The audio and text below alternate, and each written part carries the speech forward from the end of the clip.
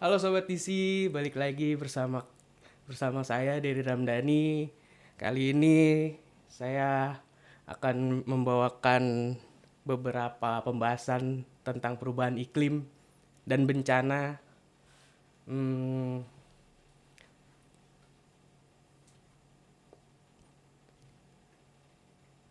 ya, kita sudah mendatangkan narasumbernya langsung untuk memulai pembahasan perubahan iklim dan bencana. Langsung saja kita perkenalkan dengan Ibu siapa?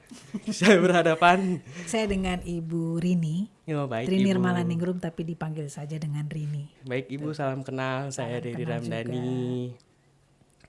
Eh, Mungkin saya ada beberapa pertanyaan untuk Ibu tentang pembahasan krisis iklim dan bencana. Apa sih yang dimaksud dengan krisis iklim dan bencana ini, Ibu? Ya, baik. Jadi sebenarnya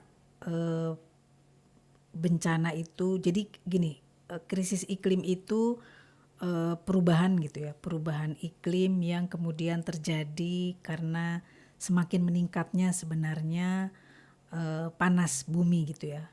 Karena memang ada berbagai macam sih sebenarnya pendapat gitu. Ada yang berpendapat itu itu adalah proses yang memang harus terjadi, tapi juga ada yang berpendapat sebagian orang, dan itu jauh lebih banyak gitu ya, bahwa ini juga atas karena perilaku kita gitu ya, di mana hutan ditebang, kemudian kita menyumbang CO2 banyak di mana-mana gitu ya.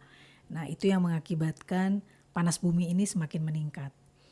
Nah, tentu panas bumi yang semakin meningkat ini menurunkan semakin wilayah-wilayah yang dingin itu semakin hangat gitu. Sementara di kita gitu ya, itu akan semakin naik permukaan air lautnya. Di wilayah-wilayah yang kepulauan seperti Indonesia itu akan berdampak seperti itu.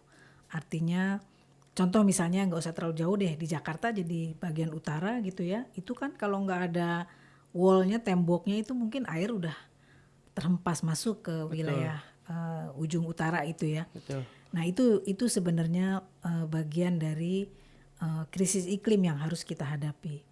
Dan bukan hanya itu gitu ya. Sekarang mungkin kita nggak bisa lagi menghitung waktu musim hujan tuh kapan gitu ya. Karena itu semua berubah gitu. Jadi mungkin kita pernah ngerasain sepanjang tahun hujan terus gitu, atau panasnya semakin panas, atau musim hujannya semakin pendek gitu ya. Sehingga mungkin petani tidak lagi bisa menghitung waktu musim hujannya kapan, musim kemaraunya kapan gitu, sehingga itu berdampak juga pada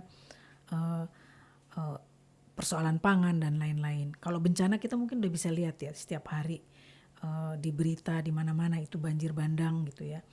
Nggak usah jauh-jauh dulu, di awal 2020 kalau nggak salah kita pernah ngalamin banjir bandang, bahkan Bekasi juga itu karena hujan yang begitu lebat gitu, sampai kemudian beberapa sungai itu terpaksa sungai itu karena kelebihan, jadi kemudian banjir di mana-mana. Kemudian gak jauh-jauh kemarin juga ya di Dubai kan, Dery juga lihat gitu ya, gimana hujan 12 jam yang biasanya dalam satu tahun hanya berapa kali gitu ya, itu mengakibatkan banjir bandang yang begitu. Itu bencana yang setiap negara mungkin akan mengalami ancaman, termasuk Indonesia, apalagi Indonesia negara kepulauan gitu. Nah, impactnya nanti mungkin buat kita gitu ya, selain bencana banjir, tanah longsor di mana-mana, juga menurut saya bencana kemanusiaan gitu ya. Artinya orang dalam satu wilayah itu juga tinggal tidak nyaman lagi, sehingga muncul migrasi secara besar-besaran. Sebenarnya beberapa ahli juga sudah mulai memprediksi gitu ya, meneliti bahwa perubahan iklim ini mungkin jadi ancaman gitu. Bukan hanya perang, tapi juga perubahan iklim akan menggerakkan orang-orang dari wilayah-wilayah yang terancam gitu menuju wilayah-wilayah yang dipandang cukup aman. Nah, kalau kemudian bencana, kalau kemudian perang itu orang mengungsi gitu ya untuk mencari perlindungan ke negara-negara maju, begitu juga dengan perubahan iklim gitu ya.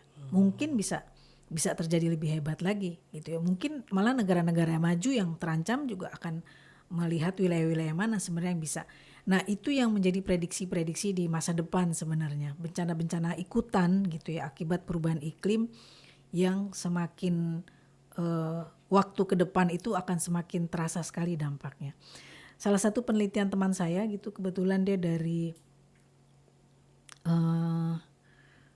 Praha gitu ya. Waktu itu kami ketemu pada saat pertemuan Global Platform, dia meneliti di sepanjang pantai utara gitu ya. Jadi tahun 2017 dia kesini, dia catat gitu, dia lihat, dia catat, dia gambar, dia antropolog. Nah, tahun 2022 kemarin dia kembali lagi, dia melihat lagi. Itu banyak sekali gitu ya kampung-kampung yang dulunya ada sekarang nggak ada. Itu karena pantai yang terutama di Demak gitu ya. Nah, pantai yang kemudian mulai menjorok ke daratan seperti itu. Baik Ibu, mungkin ada beberapa pertanyaan lagi Ibu. Mungkin bencana apa saja sih yang bakal kita hadapin dari krisis iklim ini Ibu? Iya, kalau bencana itu udah pasti ya, banjir bandang kemarin kita udah lihat, kekeringan bahkan mungkin jadi tantangan nantinya di masa depan gitu ya. Bukan di masa depan tapi juga biasanya kan kalau dari La Nina kemudian La Nino gitu. Jadi dari musim hujan yang begitu pendek tapi lebat kemudian masuk musim kering biasanya yang berkepanjangan gitu ya. Jadi itu bencana-bencana yang memang harus diantisipasi sebenarnya untuk Indonesia. Kemudian juga longsor gitu. Longsor juga menjadi langganan di mana-mana kayak kemarin kan di Padang ya. Iya, Kita baru-baru ini juga banjir bandang. Nah, bencana yang semacam itu sih sebenarnya yang muncul akibat perubahan iklim. Belum lagi nanti di laut gitu ya. Air permukaan laut naik gitu ya. Nah, itu juga menjadi ancaman sebenarnya buat para nelayan gitu ya. Itu yang mungkin harus menjadi perhatian. Saya ingat sekali waktu tahun 2004 waktu Pak SBY diangkat menjadi presiden, saya mewawancarai salah satu bekas menteri di zaman Soeharto gitu ya, Menteri Keuangan waktu itu, dia mantan gitu ya. Jadi ternyata dia di tahun 2004 itu dia udah mulai memprediksi bahwa Indonesia ini yang menjadi ancaman yang sangat serius itu adalah perubahan iklim, di mana banjir bandang, kemudian tanah longsor gitu ya. Pertanian yang kalau tidak dikelola dengan baik itu juga musim kering gitu ya, itu akan menghantam beberapa wilayah yang dulunya menjadi lumbung-lumbung beras dan ketersediaan pangan kita gitu. Baik Ibu, terima kasih Ibu. Mungkin ada pesan-pesan untuk masyarakat Ibu cara menanggulangi bencana pada perubahan iklim ini Ibu? Saya sederhana aja.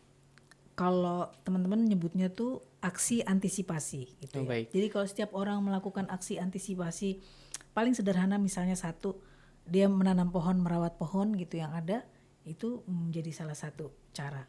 Kemudian membuang sampah dengan baik, memilah sampah dengan baik, itu juga bisa menjadi salah satu cara gitu ya.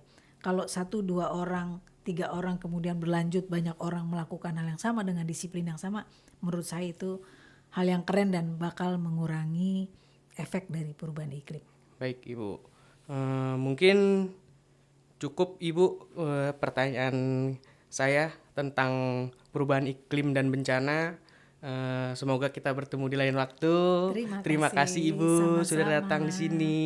Betul. Oke.